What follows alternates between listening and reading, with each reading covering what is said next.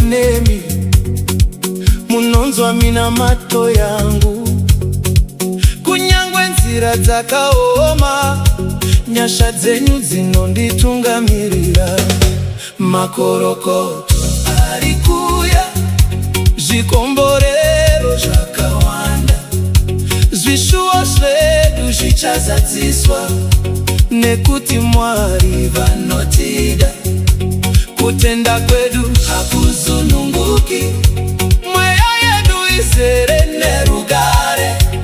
Mwari vakatoura nzira, upenyu hutsva huri kuya.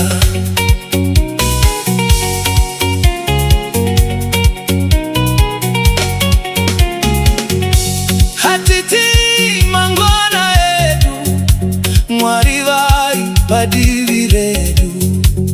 Mikova yose ichazaruka, mufaro uchazadza moyo.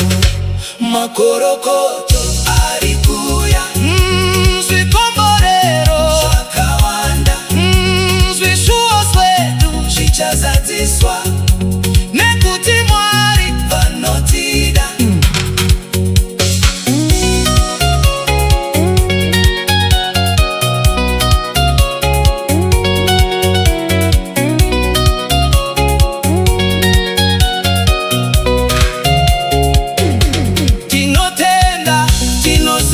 Mazwi Mwari mukuru ngarumbidzwe, nguva yedu yasvika zvino, nyasha dzichayerera kwatiri.